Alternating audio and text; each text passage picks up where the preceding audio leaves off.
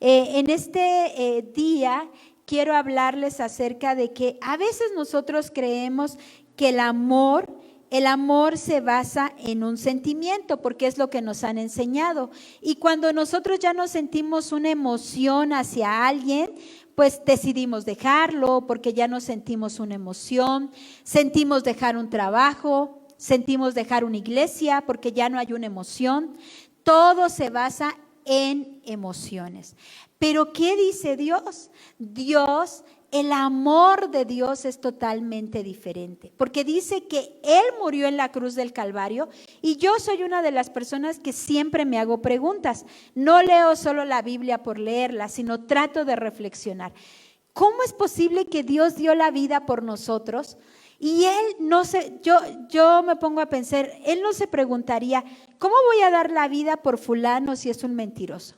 ¿Cómo voy a dar la vida por sutana si no cambia? ¿Cómo voy a dar la vida si este es un adicto que siempre sigue en lo mismo? Él no dijo eso, sino Él, dice la Biblia, dio su vida, sino era por amor. Se antepone la gracia de Dios. ¿Qué es la gracia de Dios? La gracia de Dios es un amor inmerecido, algo que nosotros no merecíamos, pero que Dios nos los entregó y nos los dio para que nosotros pudiéramos tener gracia en nuestra vida. Y ese amor de Dios también se basa en la paciencia.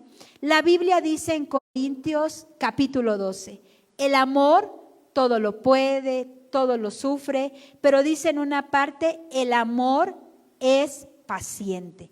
Y yo le quiero hacer una pregunta, ¿cuántos son pacientes? Porque fíjese qué dice la Biblia, el amor es paciente. ¿Y qué es la paciencia? La paciencia no solamente es esperar, sino es cómo actúas en medio del proceso. ¿Cómo actúas en medio del proceso? ¿Cómo tú actúas cuando Dios te está procesando?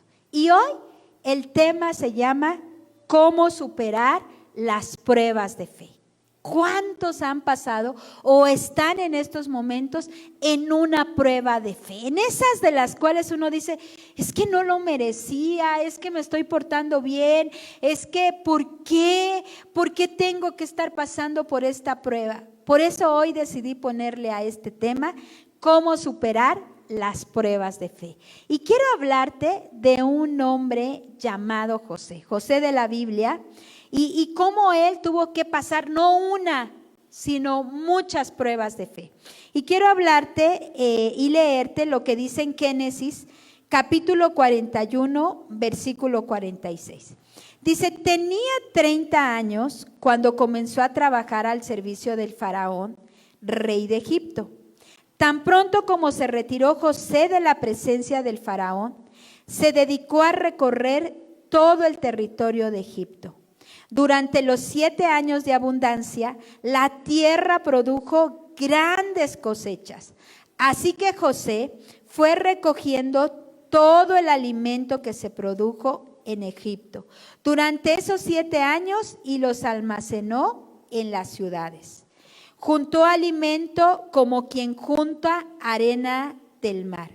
Y fue tanto lo que recogió que dejó de contabilizarlo. Ya no había forma de mantener el control. Antes de comenzar el primer año de hambre, José tuvo 2 hijos con su esposa Asenat, la hija de Potifera, sacerdote de On. Al primero lo llamó Manasés, porque dijo, Dios ha hecho que me olvide de todos mis problemas y de mi casa paterna. Y al segundo lo llamó Efraín, porque dijo, Dios me ha hecho fecundo en esta tierra donde he sufrido.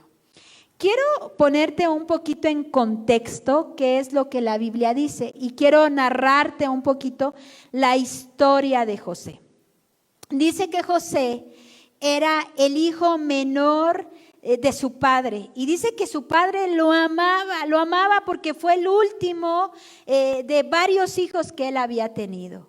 Y el padre le hizo una túnica de colores como para decir, este es mi hijo consentido, ¿verdad? Malo, ¿verdad? Que está mal que los padres hagamos énfasis en un hijo más en específico, porque pues eso puede levantar envidia en los demás hermanos.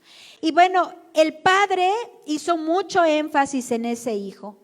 Y dice que este hijo pues creció hasta cierto punto malcriado, mal enfocado en el sentido del orgullo. Crece José y dice que le contaba a los hermanos, yo soñé que ustedes me servían y pues era cierto, Dios le hablaba, pero dice que creció tanto dolor en el corazón de sus otros hermanos que un día su padre los mandaba a cuidar las ovejas y sus hermanos decidieron venderlo de esclavo. Vendieron a José de esclavo y dice que él se fue a la tierra de Egipto.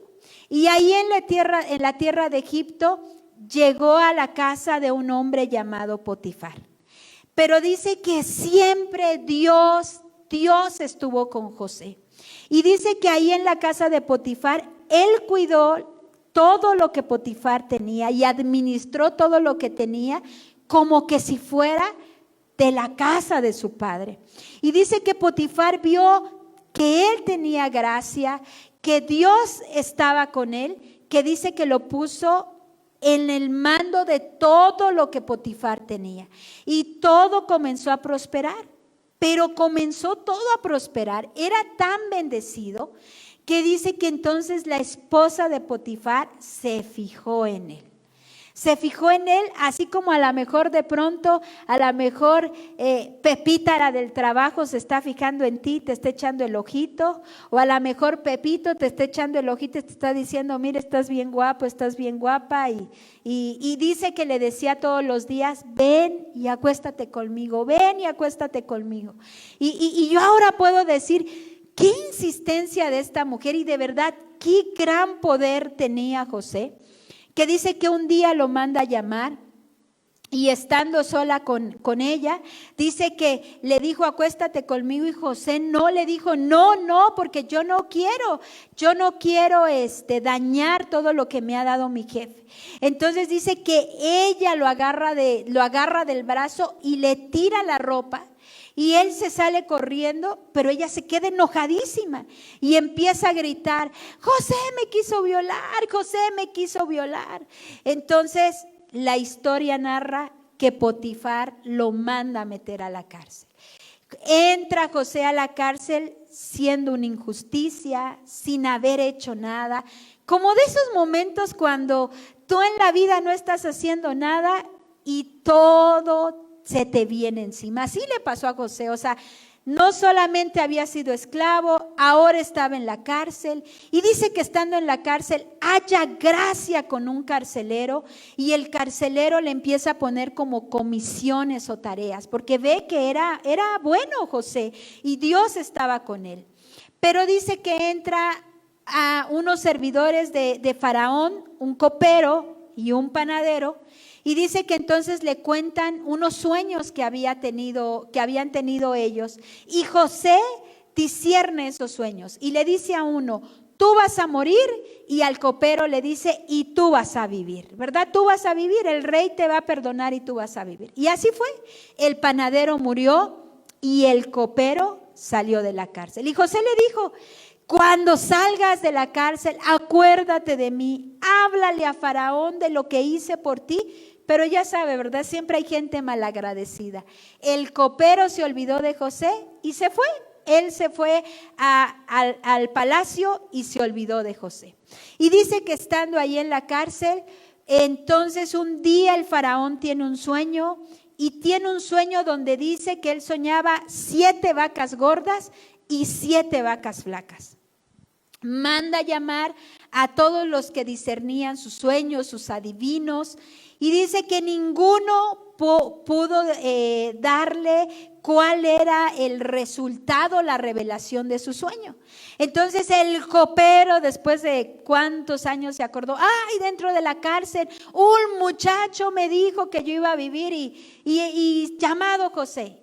Y mandan a sacar a José de la cárcel y llega con Faraón y le cuenta su sueño, y José le dice, la revelación del sueño es esta.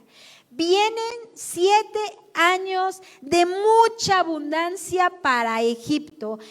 Tanta, así como dice la Biblia, como lo acabamos de leer, que no habrá en donde podamos guardar de tanta abundancia que va a venir.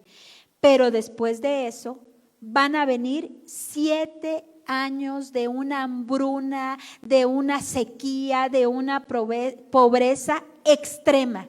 Y José, muy listo, le dice al faraón: Faraón, yo te animo a que pongas a alguien sabio y entendido en los tiempos para que pueda administrar todo lo que tiene que hacer para que Egipto sea bendecido. Y entonces dice que Faraón dijo: pues ¿a quién más? No hay nadie más sabio más que tú. Tú eres el único que pudiste decirme cuál era el sueño. Tú eres la persona adecuada. Y de haber estado en la cárcel, José, de esos de repentes de Dios, de esos de los que la vida te cambia de repente, a José le cambió de repente la vida. Dice que lo manda a cambiar y lo pone al segundo al mando. O sea, José se convierte en el segundo al mando. Y entonces él empieza a gobernar todo Egipto, empieza a distribuir todo. Y es ahí cuando le nacen estos 2 hijos. Y dice que el nombre del primero le llamó Manasés. Dios me hizo olvidar mi aflicción. Porque quiero decirte algo, y aquí quiero decirte algo profético. En los momentos de nuestra aflicción, en la tierra de nuestra aflicción, y tierra me refiero a que cada uno de nosotros tenemos pruebas en nuestra vida. Y esas temporadas de nuestra vida, a veces lo único que necesitamos hacer es perseverar y ser pacientes en que la promesa de Dios se va a cumplir en nuestra vida. ¿Por qué? Porque Manasés dice: me hizo olvidar la tierra de mi aflicción. ¿Cuál es tu aflicción el día de hoy? Algo económico, problemas con tu pareja, problemas con un hijo, problemas en tus estudios, cualquiera que sea ese problema por el cual has pasado. Y tal vez han pasado años, porque para José tuvieron que pasar años. Pasó en la cárcel, fue traicionado por sus propios hermanos, fue vendido, pero él pudo declarar después de años y dijo: en la tierra de mi aflicción, Dios me hizo olvidar. Y hoy hay alguien aquí que se tiene que ir con esta palabra. En la tierra de tu aflicción, Dios te va a hacer olvidar. Diga conmigo: en la tierra de mi aflicción, Dios me va a hacer olvidar. Dios me va a hacer olvidar. Entonces, Dios te va a hacer olvidar. Y mire, número 2, dice que al segundo hijo le puso Efraín. ¿Y sabe qué significa Efraín? Efraín significa doble fruto, doble porción. Que solo Dios no te va a hacer olvidar la aflicción de tu corazón, sino que Él va a traer un doble fruto a tu vida. Una doble porción, porque a donde esté el Espíritu de Dios, ahí Dios nos hace fructificar. Y me puse a pensar mientras estaba haciendo la predicación, este año es el año 2022. ¿Cómo termina? Con dobles 2. ¿Ya se dio cuenta? Entonces quiere decir que en todas las aflicciones que hemos pasado nos viene una doble bendición. Si hay alguien que lo puede tomar el día de hoy, diga: para mí viene una doble bendición. Una doble bendición. No sé cómo Dios te va a bendecir, pero te viene una doble bendición. Porque cuando tú logras sostenerte, entonces Dios hará que la recompensa venga a tu vida. Porque toda prueba de fe, mire, escuche esto, toda prueba de fe siempre tendrá una recompensa. Toda prueba de fe siempre va a tener una recompensa. Y hoy quiero enseñarte 3 cosas. Quiero enseñarte que José hizo, 3 cosas que José hizo en medio de esta prueba de fe. si tú estás atravesando una prueba de fe o en algún momento todos vamos a atravesar una prueba de fe, escribe estas 3 cosas que tienes que hacer mientras dura la prueba de fe. Número 1, ¿qué debes de hacer mientras estás en esa prueba de fe? Administra todas las áreas de tu vida. Administra todas las áreas de tu vida. Porque mira, quiero decirte algo. José dice que sabía administrar. El Espíritu de Dios estaba con él, pero porque él sabía administrar. ¿Por qué? Porque debemos de saber administrar nuestras emociones. Nuestras emociones siempre nos van a decir, en la prueba nuestras emociones nos van a decir, no sirves para nada, ¿para qué sigues adelante? Mira, siempre has tenido una vida de tristeza, mira, siempre te han maldecido, mira, en tu hogar y en tu familia siempre pasa esto. Administra tus emociones.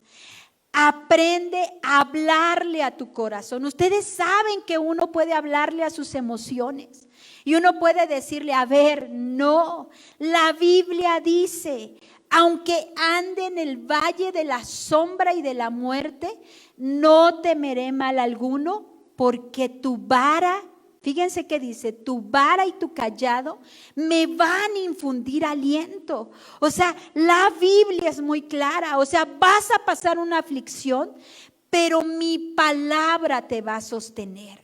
Entonces, cuando nosotros estamos pasando por una angustia, debemos de saber administrar nuestras emociones, porque la mayoría de las personas, a donde hay una guerra terrible, son en sus emociones y en sus pensamientos. O sea, a diario el enemigo nos está bombardeando. No lo vas a lograr, no vas a poder. Pero la Biblia dice, administra. ¿Por qué? Porque debes de administrar todo lo que tienes, administrar un hogar, administrar tu vida, administrar tus pensamientos, tener control de ti mismo. Dice en Proverbios, aquel que se logra controlar a sí mismo es más poderoso, es más influyente, es más rico que cualquiera que pueda tener dinero. ¿Por qué dice la Biblia eso? ¿Por qué? Porque aquel que logra decir a su corazón, alma mía, tranquila, reposa en Jehová, porque en Él espera mi vida. Mire, cuando nosotros inició todo lo de la pandemia, esta casa que usted ve, que es una casa espiritual, esta casa necesita de agua, de luz, de teléfono, de personas que se les paga por dar un servicio, de renta, porque este lugar no es nuestro. Cuando nosotros nos fuimos dijimos, Dios, ¿qué va a pasar con este lugar? O sea, si nos vamos y nos encerramos, ¿qué va a pasar? Y entonces Dios nos dijo, es que tú no eres el dueño de este lugar, el dueño soy yo y el que lo sustento soy yo. Y quiero decirles que al día de hoy seguimos en este lugar porque escuchamos aún de iglesias que cerraron, de pastores con mucho dolor en nuestro corazón que vivieron depresiones terribles porque no se pudo sostener un lugar, pero al día de hoy este lugar sigue abierto porque el dueño es Dios. Y el que lo administra es el Padre. Y en este lugar hay el fuego de Dios. Y si aquí está el fuego de Dios y Él es el administrador, ¿acaso no administrará tu problema? ¿Acaso no administrará tu dolor? ¿Acaso no administrará lo que estás pasando? El detalle es que el problema es que a veces nos enseñan, ¿verdad? Y hay ahorita tantos motivadores en el mundo que dicen, tú puedes, ¿verdad? El éxito financiero es, yo lo voy a lograr, yo me voy a empoderar, yo voy a poder, yo todo lo puedo, y te motivan, ¿verdad? Pero en el reino de Dios las cosas son diferentes, porque los hijos de Dios nos movemos de una manera diferente. ¿Cómo? Los hijos de Dios nos movemos diciéndole a Dios que Él es el dueño de todo lo que tenemos. No es mi camioneta, no es mi casa, no son mis hijos, no son mis finanzas, sino es Él. Tú eres Dios, el dueño de todo, y yo solo soy un administrador. Cuando tú logras entender esto, te quitas de muchas cargas, porque entonces dices, Señor, mira, yo no puedo cambiar a mi esposo, tú eres el dueño de él, yo solo soy un administrador. Dios, mira la situación económica que estoy pasando, no puedo. Yo solo soy un administrador, dame la sabiduría, claro, pero para eso Él de verdad debe de ser el dueño de tu vida. Debes de ofrendar, debes de diezmar, porque entonces Él va a ser el dueño. Tú le estás diciendo, tú eres el dueño. Cuando nosotros entendemos eso, entonces hay gente menos cargada. Y ahí se cumple la palabra que dice, vengan a mí todos los trabajados y cargados, que yo los haré descansar. ¿Hay alguien aquí que está cargado, atribulado, cansado? A lo mejor necesitas invitar a Dios para que Él sea el dueño de tus pensamientos, el dueño de tus emociones, el dueño de tus finanzas, el dueño de todo lo que tienes. Porque en esta pandemia nos quedó muy claro que el rico podía morir, el pobre podía morir. Todos en algún momento nuestra vida iba a ser pedida. ¿Y cómo tú le estás diciendo a Dios en estos momentos? Dios, tú eres el dueño de mi vida. Verdaderamente te he dejado pasar a todos los rincones de mi vida, a todas las áreas de mi vida, o yo sigo teniendo el control. Hoy podemos decirle a Dios que Él es el dueño de todo. A ver, levante su mano y diga conmigo, tú eres dueño de todo, Dios. Y eso duele, eso cuesta, porque no es fácil. No es fácil soltar, no es fácil dejar el control, pero a veces tenemos que dejar el control para que Dios sobre y haga un milagro total en nuestra vida. Entonces, lo primero que debemos de aprender es en los momentos difíciles, sé un administrador. Y número 2, identifícate como un hijo. ¿Por qué? Dice la Biblia que, usted recuerda esa historia, que cuando Jesús dice que estaba en el desierto, se acerca el diablo y le dice, si eres hijo de Dios, convierte estas piedras en pan. Y yo que siempre me pongo a analizar, siempre leo, pero me hago preguntas.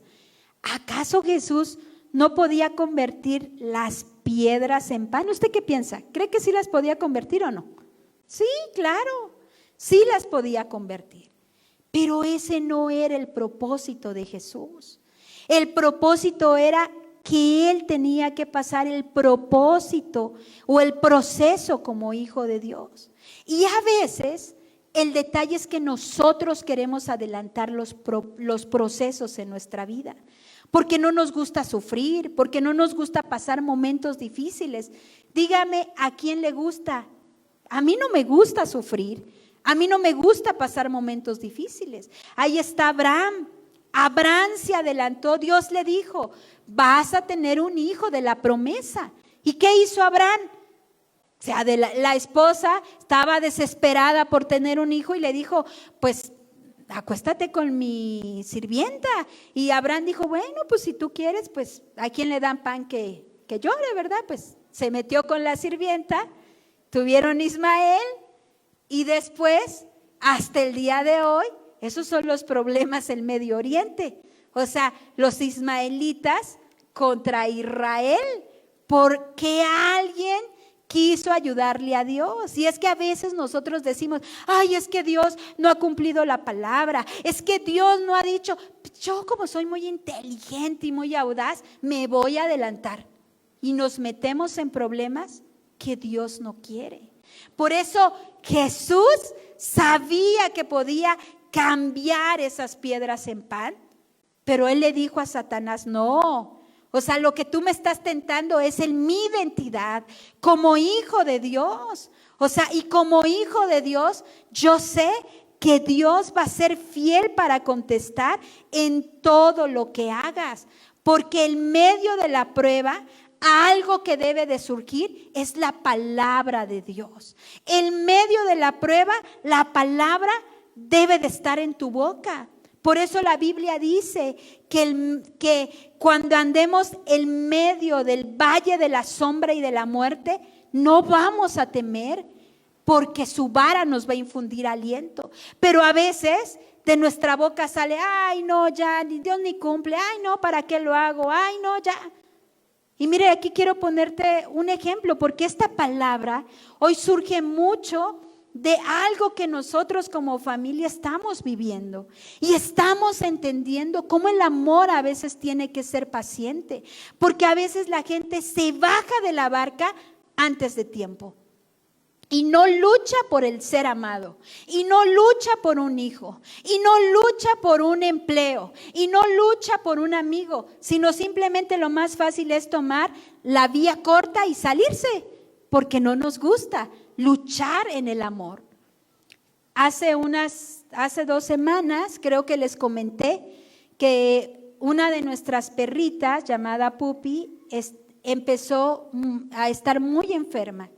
Y de ahí comenzamos a tener una situación de enfermedad con ella, inexplicable, así inexplicable, de esos momentos que de un momento a otro se puso malísima.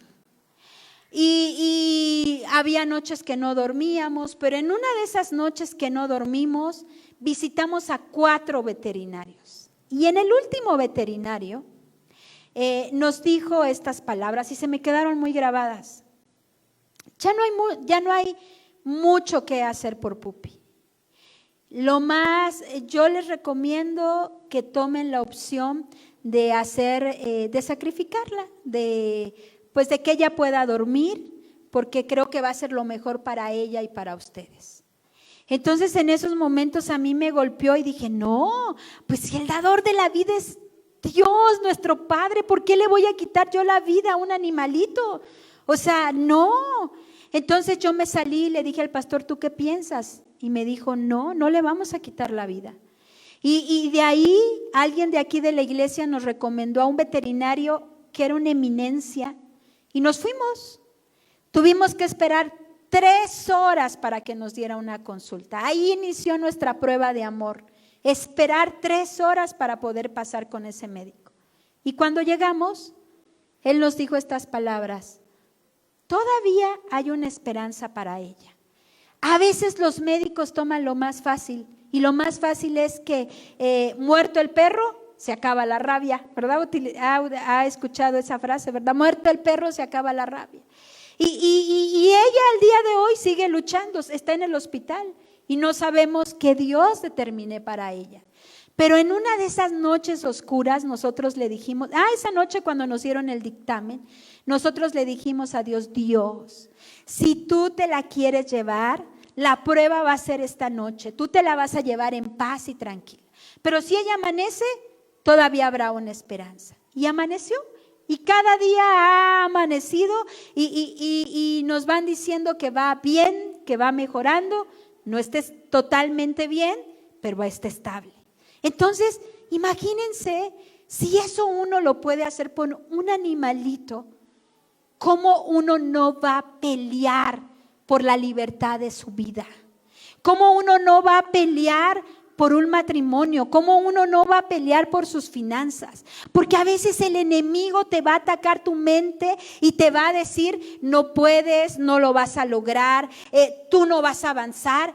Pero su palabra dice que tú eres un hijo de Dios. ¿En qué el enemigo ha venido a tocar tus pensamientos y ha querido venir a robarte todo lo que tú eres? ¿Sabes por qué? Porque el enemigo te va a traer pruebas, Va a golpear tu vida, va a golpear tu familia, va a golpear tus finanzas, va a golpearte en donde más te duele. Pero es ahí a donde tú debes de decir, pero yo soy hijo de Dios. Y un hijo de Dios debe de caminar siempre con la palabra en su boca. Pero si en tu boca no hay palabra de Dios, yo te animo.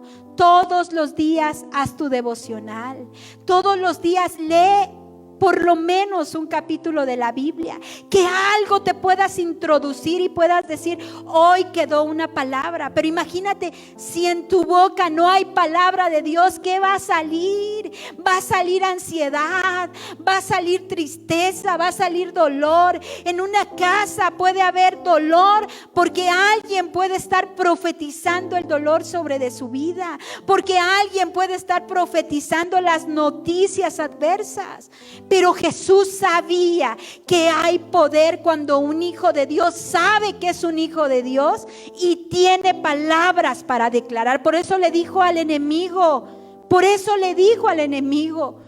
sí, pero no solo de pan vivirá el hombre, sino de toda palabra que sale de la boca de Dios. Y de la boca de Dios hay esperanza para tu familia. En la boca de Dios hay esperanza para tu matrimonio. En la boca de Dios hay esperanza para tu hijo. En la boca de Dios hay esperanza para la situación difícil que estás esperando. Solo deja de cargarte. Ten esperanza en Dios, porque Dios tiene la última palabra. Puedes decirle a la persona que tienes al lado, hay esperanza para ti.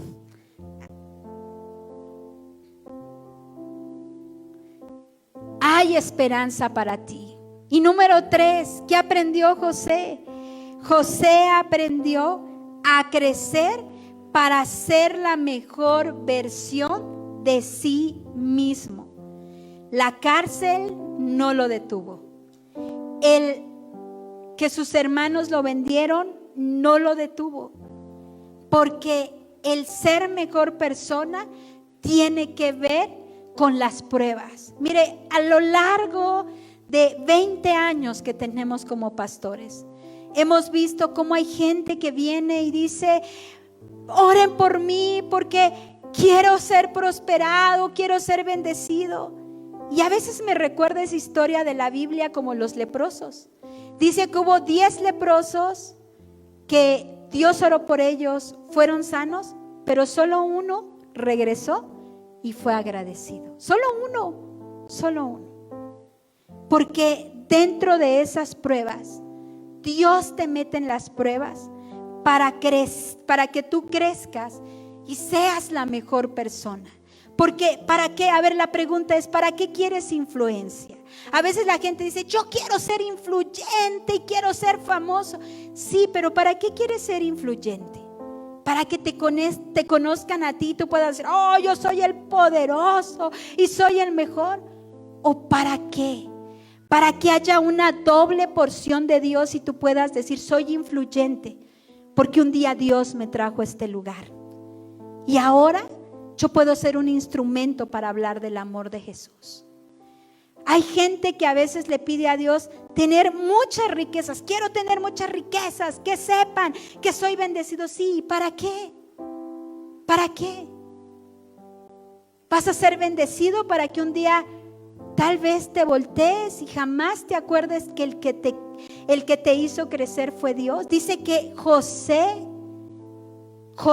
cuando él creció, él fue bendecido y él hizo que Dios, el nombre de Dios, fuera el más influyente, porque Jesús siempre estuvo en su vida. ¿Para qué quieres? Para ser fiel con Dios. Pero a veces nos cuesta, si a veces nos cuesta darle a Dios 100 pesos, 50 pesos. Imagínate cómo Dios nos va a poder bendecir si nosotros no podemos ser fiel con Él. Entonces, a veces las pruebas en nuestra vida tienen un propósito.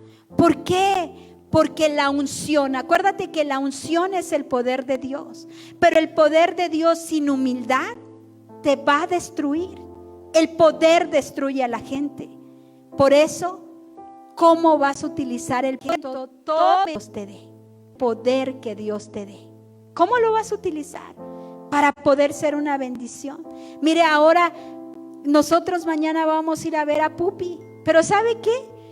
Que yo me pongo a pensar y yo digo, Dios, ese hombre, ese médico que todo mundo habla que ha sanado a tantos perritos, porque escuchamos muchos testimonios mientras estábamos ahí. Y el pastor me decía, con seguridad ese hombre tiene una unción de sanidad en sus manos que Dios le ha regalado. Y sabe que ahora queremos regresar a ese lugar y hablarle a ese doctor de Jesús. Y sabemos que Pupi solamente es el instrumento para tal vez hablarle a ese hombre que él tiene una unción en sus manos y que alguien, a lo mejor todo mundo ha llegado con su problema, con su perrito, con su gatito, pero nadie se ha preguntado a preguntarle a ese doctor que a lo mejor él también tiene necesidades, que también él es un hombre que a lo mejor necesita a Jesús en su corazón. Y el pastor y yo sí queremos en nuestra aflicción ser el instrumento para hablarle de Jesús. Si él lo recibe, qué bueno, si no, pero nosotros queremos ser el instrumento y decirle, nosotros somos pastores y Dios nos trajo a este lugar con un propósito, para que tú conozcas a Jesús, a un Jesús que también ama, sana, perdona y que Dios quiere que tú sigas siendo utilizado. ¡Wow! ¡Qué padre que en medio del dolor nosotros podamos hablar de Jesús! Y cuando nosotros, en medio de nuestro dolor, dejamos de ser egoístas, porque a veces somos muy egoístas. Siempre solo decimos, ay, es que tengo tantos problemas, ay, es que tengo tantas aflicciones, ay, es que mi depresión, ay, es que mi enfermedad, ay, es que mi problema, ay, es que mi... Pero nadie dice en medio del dolor y de la prueba, pero sé que mi Señor me va a sacar. Dios no me va a dejar en medio de esta depresión. Dios no me va a soltar en medio del problema que estoy pasando. Y nadie le habla a alguien. A lo mejor tú estás en un hospital, visitando un hospital, y a lo mejor Dios te llevó para que tú le hables a alguien que necesita una palabra de esperanza.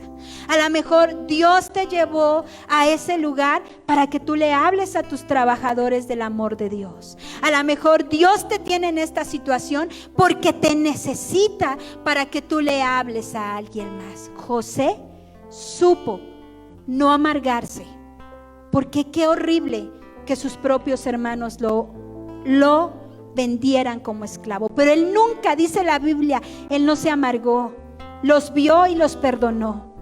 Y siempre supo que en medio de su dolor, mayor era el que estaba dentro de él. Por eso todo lo que tocaba prosperaba, todo. Porque él nunca dijo, ay Dios, ¿por qué estoy de esclavo? Ay Dios, pobrecito de mí, ¿por qué tengo que barrer? Ay Dios mío, no. Él supo que él identificó, número 1, él supo administrar todas sus emociones y sus pensamientos. Supo que era hijo de Dios y sacó lo mejor del dolor, porque en medio del dolor Dios a veces nos hace pasar para siempre hablarle a alguien. Y a lo mejor hoy en este día tú estás pasando por un grande dolor, o probablemente en algún momento vas a pasar por un dolor. ¿Cómo vas a actuar? ¿Cómo vamos a actuar? Porque en medio del dolor podemos seguir hablando del amor de Dios. ¿Usted cree que en medio del dolor podemos sonreír? Sí. A ver, sonríale al que tiene al lado. Porque ¿sabe por qué? Eso es lo que nos hace diferentes. Porque somos hijos de Dios. Tenemos a un Padre celestial. Yo le decía a Dios, si en algún momento Pupi tiene que morir, sé que la vamos a ver en el cielo, y sé que ese es tu propósito divino. Me va a doler hasta el alma, la voy a extrañar mucho, pero si esa es tu perfecta voluntad, haz lo que tú quieras. Y a lo mejor a veces en medio de nuestra aflicción es lo que tenemos que decir, haz lo que tú quieras en mi matrimonio, haz lo que tú quieras con mi esposo, haz lo que tú quieras con mis finanzas, haz lo que tú quieras conmigo, Dios, porque a lo mejor no me he rendido totalmente, a lo mejor soy cabeza dura, siempre todo lo quiero tener bajo control, todo lo quiero examinar, y Dios dice, ríndete a mí, déjame que yo sea el dueño de todo y tú solamente administralo, y eso será lo mejor. Ya no estarás cargado, ni trabajado, ni cansado, porque Dios será el dueño de todo. ¿Podemos darle un fuerte aplauso a Dios? Dios será el dueño de todo. ¿Y por qué no nos ponemos de pie? Vamos a ponernos de pie. Y hoy, si tú estás pasando, hoy me gustaría hacer una oración por aquellos que están pasando alguna aflicción, o por aquellos que en algún momento la van a pasar, porque mientras estemos en algún momento, cosas que José, la vida, vamos a pasar por aflicciones, y si vamos a pasar, que Dios nos ayude a administrar, nos recuerde que somos hijos de Dios y que saque la mejor versión de nosotros. Y si quieres, hoy levanta tus manos. Hoy, por ejemplo, yo quiero entregarle a Dios esto que tengo, ¿verdad? Mi perrito, y decirle a Dios, haz lo que tú quieras hacer. Y si tú quieres hacer un milagro, hazlo. Pero tú, ¿qué le vas a entregar a Dios?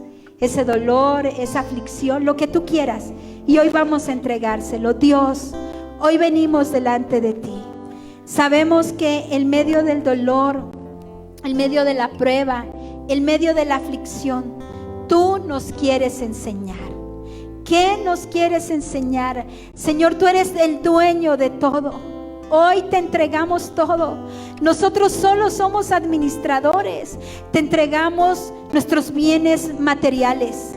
Te entregamos nuestros hijos, te entregamos nuestra relación matrimonial, te entregamos nuestros amigos, te entregamos, Dios, nuestro trabajo, te entregamos aquellos que tienen trabajadores que están a su cargo, te entregamos, Dios, todo lo que somos. Sé tú, Dios, el que seas el dueño de nuestra vida.